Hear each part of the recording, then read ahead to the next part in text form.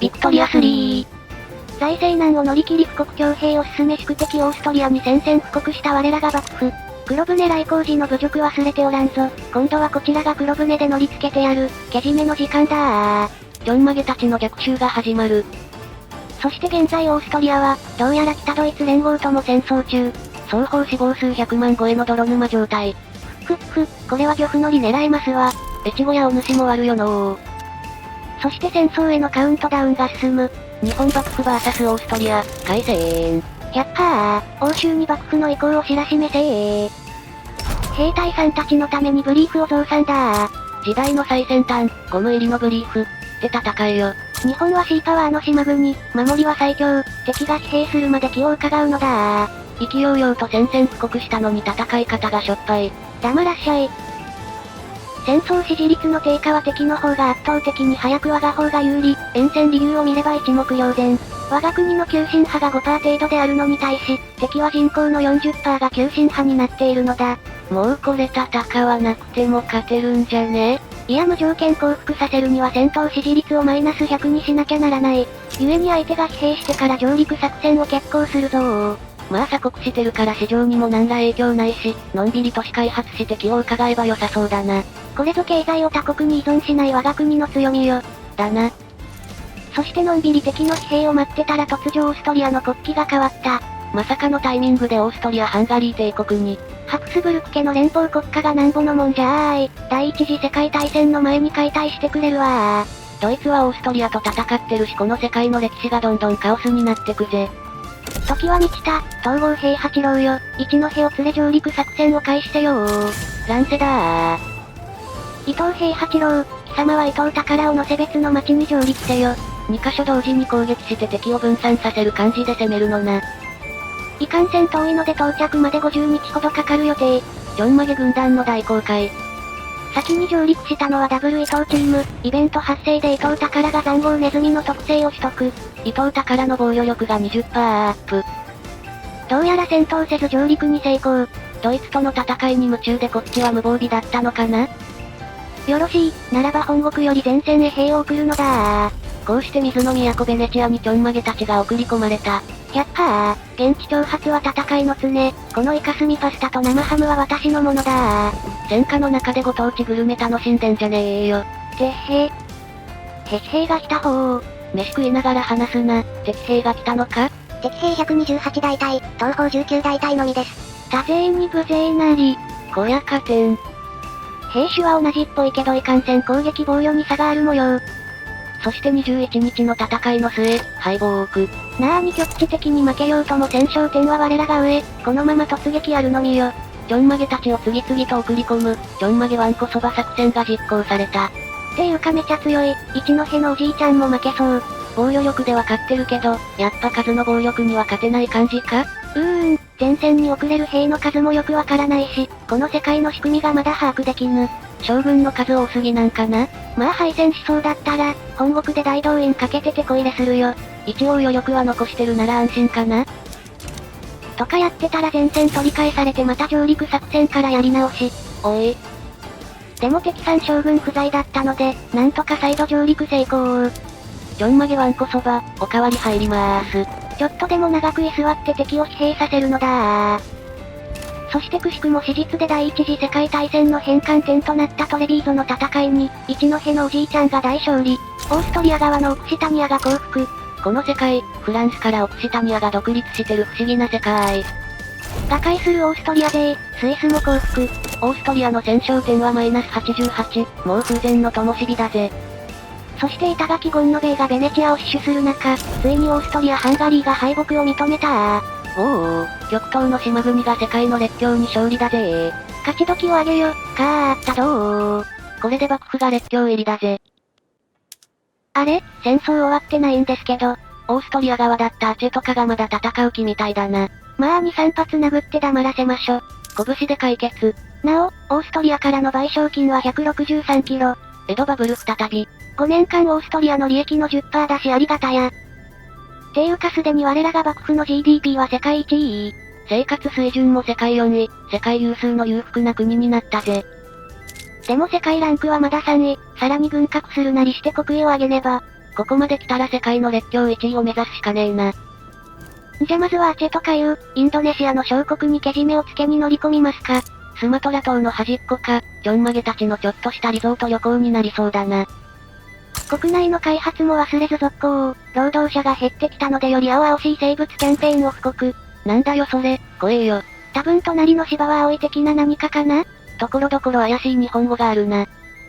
そんでアチェをこづいてたらモロッコが降伏。まあモロッコも戦う理由ないもんな。アチェでの戦闘は一戸おじいちゃんが無双して終わり。まあ相手は世界ランク152だしそうなるわな。そしてしばらくしてアチェ降伏。じゃ続いてトスカーナにも上陸作戦しましょ。ちょんまげ、イタリア旅行の旅。上陸作戦は失敗したものの、トスカーナも降伏を宣言。こうして幕府の戦乱は終わりを告げた。もはやお金が使い切れないレベルになってきたので、人頭課税を一つ下げ消費税もサービス以外は廃止。建設セクターに全部つぎ込むかと思ったら違うのな。それも考えたんだけどすでに石炭がやばいし、建設セクターで使う物資が高騰して経済崩壊しそう。枯渇してきた資源と労働者の確保のバランス見ながら、少しずつ経済を成長させるよ。さいですか。まずはアホほどサービスが余ってるので改善。一部の都市センターは節電のため今後電気なしです。街の街灯が消えた。時代はエコ。ロータリーバルブエンジンも石炭使うから廃止、職人技でカバーしてください。匠による究極の技術集団が生まれそうだな。そして浮いた石炭で海軍増強。世界列強1位のために海軍で国威を見せないとだもんな。砂糖なんかも不足気味なので稲畑拡張してちょっとだけ確保。小作農もだいぶ減ってきたな。久々に法制定、世襲の官僚制を廃止し、任命制の官僚に変更しましょ。次の征夷大将軍は徳川じゃなくなっちゃうかもな。そこはなんとかするんじゃない？コネで。適当だな。研究してた電気鉄道がアンロック。モノレール的なあれかな？今は石炭使う蒸気機関を多用してるから、これで電気に移行してさらに脱石炭であります。鉄道以外も電気使って、色々効率良くなるっぽいぜ。まずは鉄道を電車に切り替えますか。発動機が940の電力も 2.62 キロ使うけど、石炭が 1.8 キロ在庫できるな。こりゃ水力発電がっつり立てねば。だな。輸送が供給過多になっちゃうので、低賃金化を避けるため一部路線を廃止。なお、廃止しすぎて後で作り直したよ。アホなの？さじ加減が難しいんだよ。研究してた電話がアンロック。新たに電気産業が生まれた。なお、ちょんまげの形が後の黒電話の受話器にされたことは言うまでもない。変な嘘つかないでよ。へへ。電話は行政センターの電話交換機で使うけど、当分はほぼ需要ないよ。官僚制と関税キャパシティは上がるみたいだけどな。任命制の官僚が制定。課税キャパシティが上がったおかげか収入が100キロくらい増えたぜ。そして地道に海軍を強化し続けた結果、日本幕府、世界列強1位だー。我らが幕府、鎖国したまま国威国内総生産生活水準の3つで世界の1位達成。江戸バブルは崩壊することなくずっと右肩上がり。もはや世界に敵なし。もうこれで最終回でいいんじゃね？いやもうちっとだけ続くんじゃ。まあゲーム終了が1936年だし、あと20年サクッとやっちまうか。じゃこっからは巻きで。植民地化してたパプアニューギニアで反乱。ふばば。暴力で即解決。パプアが幕府に併合された。関西で電気産業を開始、原料にゴムを使うためブリーフが廃止された。織物工場からゴムが消え、ちょんまげたちはふんどしに回帰した。研究してた無線がアンロック。電気産業の製法を切り替え、ラジオの生産も始まった。我らの領地ではゴムがあまり生産できないので鎖国が地味に辛い。序盤にもっとゴムの取れる土地を侵略するなり植民地化しときゃよかったな。イタリアからビルマ従属させないとお誘いを受けるもお断り。インパール作戦。無茶口さん。自動ボトル吹き込み成形機がアンロック。これで石油と道具でガラスが大量生産できるぜ。静岡の相良油田をフル稼働させろー。研究してたアーク溶接がアンロック。建設セクターの製法変更でさらに建設速度アップだぜ。アイヌの方が分離しそうになってるけど、外交プレイの末結局戦争なしで終わったよ。内乱にはならなかったのかよかったな。建設セクターの一部をアーク溶接建設に変更。変更すると従来の倍くらいの建設速度になるけど、資材も使うし見極めが難しいよ。建設速度に頭が追いつかんな。本土はすでにほぼ開発しきっちゃってる感あるので、ぶっちゃけこんなに建設力いらないかも。色々と改善して労働力を確保する局面になったのかもな。関西の小作農も絶滅してるよ。関東と中部もそのうち小作農いなくなりそうだな。電力不足。電力プラント300基近くあるのに足らんのか。油田のある地域を侵略して石油で発電するのが正解なのかな？かもしれんな。前例を見ない規模の噴火が九州を襲いました。過去に前例がないって機械カルデラが本気出したら、東北くらいまでは壊滅すると思うんだけど、連絡が大げさだな。石炭がいよいよ限界に近い。炭鉱は作りまくったけど限界があるぜ。石炭の節約のため鉄鉱山はポンプ禁止、ツルハシとシャベルのみで掘ってください。厳しい肉体労働。1年くらい微調整してなんとか石炭4キロくらい確保して無事安定。地道な努力。今度は木材枯渇。製材所建てろよ。もう人のいない植民地くらいしか建てれる場所ないよ。限界が近い。裕福になり、肉や紅茶なんかも需要が増えたよ。沖縄のアグー豚牧場ももうマックスだぜ。じゃ中部の家畜牧場を切りよく100件にしましょ。家畜牧場って肉以外にも、布や肥料作ってくれるから何気に優秀だよな。1935年12月、そしてついに楽しい時間は終了目前となった。最後まで開発し続けた幕府がこれだー。もちろん世界列強1位。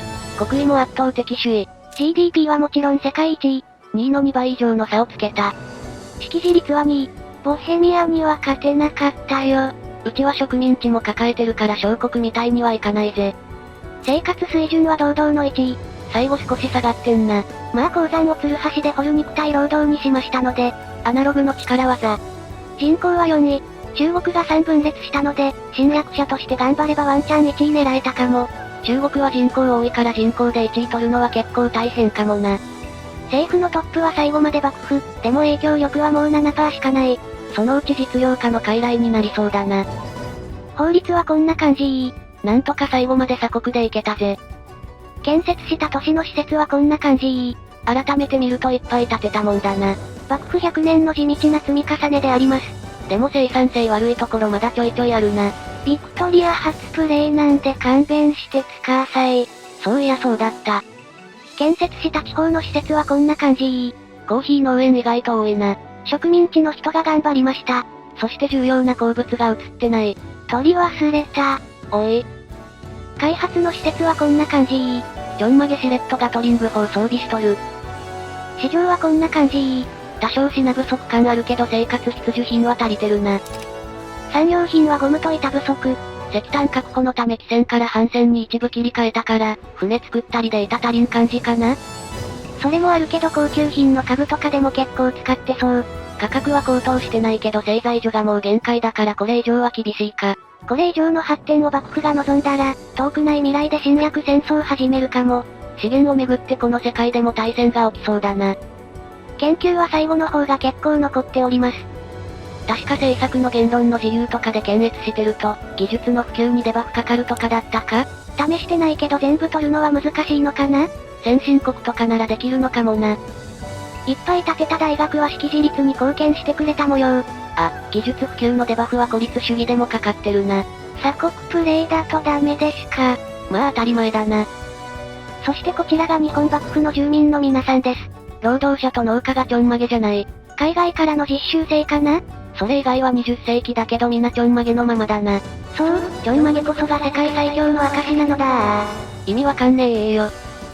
なあお前、極東の日本幕府って国知ってるか？知ってるに決まってるだろ、世界の列強だぜ。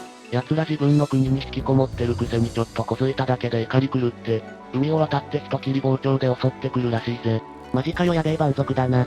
いやあいつら頭も相当良くて識字率とか9割くらいだぞ。俺たちより賢いじゃねえか。